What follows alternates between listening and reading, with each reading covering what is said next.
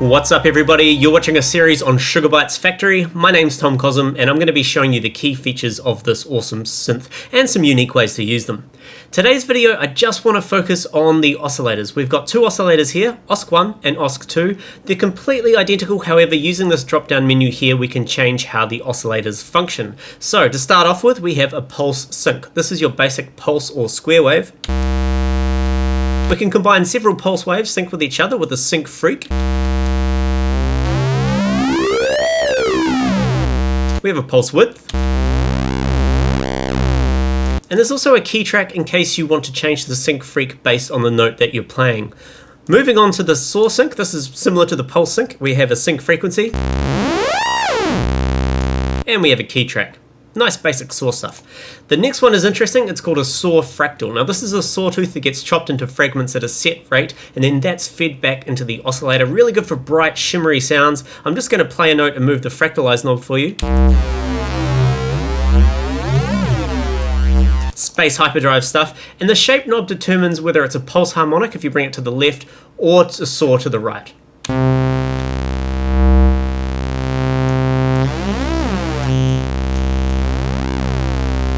Lots of fun. The next one on the list is an FM Formant. Now this is a phase modulation function. It has a sine wave modulated by a second sine wave, and we have these four options here. So the FM index controls the amount of phase modulation. The feedback enriches the wave with harmonics, and it goes all the way up to a sawtooth.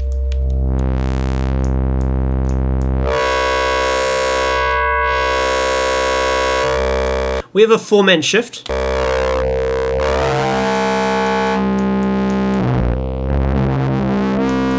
And then we have a ratio to get much higher, harsher harmonics. Really, really good for screaming sounds or percussive sounds.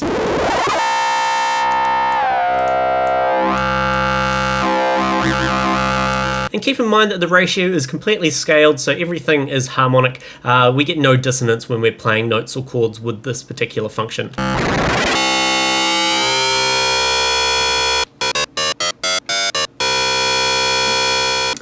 Okay, moving on, we have the transformer. Now, I love this one. You can load your own complex samples into this area here, and what it does is it analyzes it and chops it up into individual little loops that it can play. So it's kind of a granular type oscillator. For an example, let's go vocal choir, and here we have a sample, and you'll see it's loaded up here. If I play a note on my keyboard and move the position, it's going to move through the complex waveform and loop individual segments of it.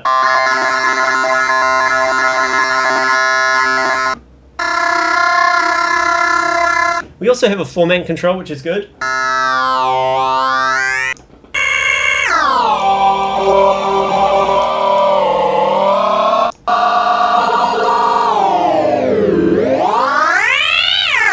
Another neat thing you can do with this is I'm going to choose a vocal and I'm going to go synthesizer here. I'm just going to play a single note, bring the Formant up, play a single note and move the position.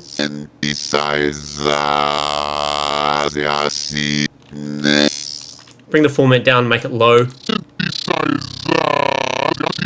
So there's a lot of fun you can have with this. I'm going to show you more about this at the end of the video and show you a cool technique to get this really talking. The next one on the list is the Wavetable PWM. So this is Wavetable Pulse Width Modulation. Sugar Bytes have given us a whole bunch of different wavetables that we can select from here. Let's choose something, I like these vocalish ones. We'll go Animal, and we can cycle through the wavetable with this wave knob. Let's make the note higher. We also have a pulse width.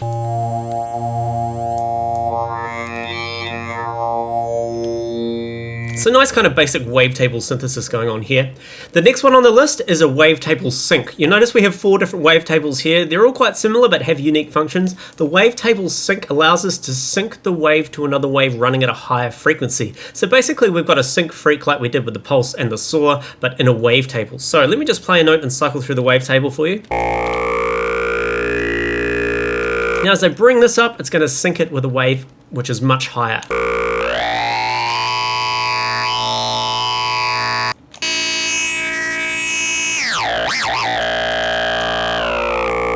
A lot of fun. The next one on the list, again, another wavetable. This one is a wavetable formant. So we have a cycling of a waveform here, or of the wavetable, sorry, and we also have a formant control. Let's pick a different wavetable here. We'll go sine harmonics. But now we can change the formant shift.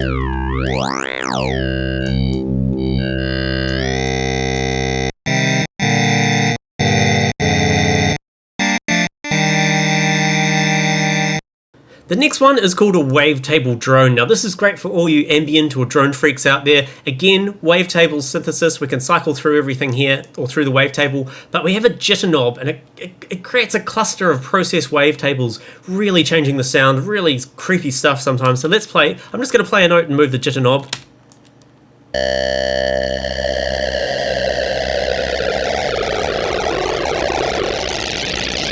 Let's play a higher note.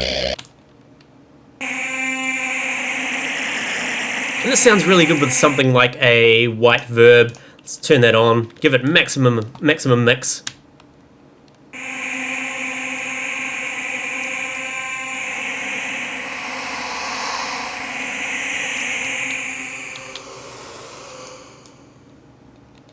Real horror movie stuff, so that's quite a lot of fun. Finally, we have the Waveguide. Now this is good for kind of keys or percussion or something plucked, for example. It combines the wavetable with a resonator style algorithm, basically. So I'm going to show you a few examples here. Let's just go into my instruments and I'm going to choose piano. Let's bring the dampening down to about 3/4 and let's just play some keys. Should probably turn the white verb off for the example, so.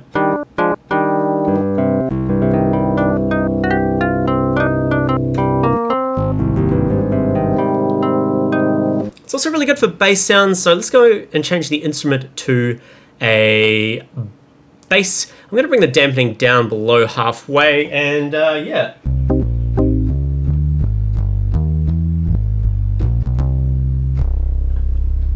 So there we go, that's the Waveguide. Just to finish, I want to show you a cool thing you can do with the transformer. This was actually shown to me by one of the developers at Sugar Bytes, and I thought it was pretty cool, so I've gone ahead and done this myself. Previously, I recorded myself whispering the word factory into the microphone. I saved this as a mono file in the vocal folder in the samples folder of the factory presets, and that means I can now access it in the drop-down menu. So I go vocal, factory, whisper, here it is here. I'm just going to play the note and move the position knob. But I'm going to bring the tuning down to -36.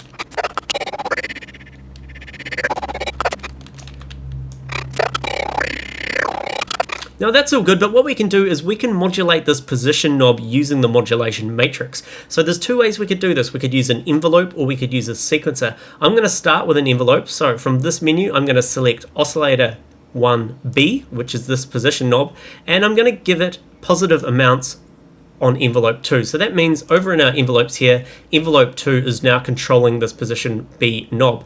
And I'm going to bring the attack up quite a lot on the envelope. So now when I play this note, it says it for me. If I bring it shorter, really short.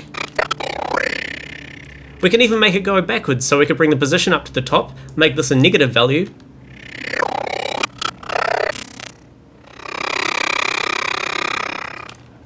excellent. Now, so that's with the envelope, but I want to do it with a sequence. So let's use sequence 1, give it a positive value, go over to my sequences, make sure sequence 1 is selected, and I'm going to use this particular step function here, and then click and drag it across so all the steps are the same. This means I can now draw a custom envelope. So I'm going to just have it sloping up all the way to the end. That's good enough, and then let's play. Oh, make sure the position knob is back to its minimum value. And you can play with these to capture various loops of that complex wave. But what I'm going to do is right at the end here, I'm going to make these all drag out. I'm going to make this last step a whole value so it completely just doesn't slope down at the end. And I'm going to make it a one shot. That means when the sequence is finished playing, it's going to stick on this last step.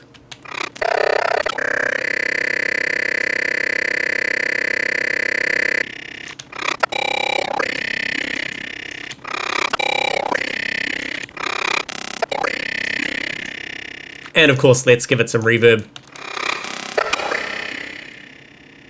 So a lot of fun to be had with that. You can take vocals, you can muck things up, you can even do things like use the oscillator that this is on, the transformer, the complex wave, and you can use the oscillator OSC1 to modulate something else. But I won't get into that for now. So that's the oscillators in a nutshell. I really hope you've enjoyed this, and stay tuned for the next video.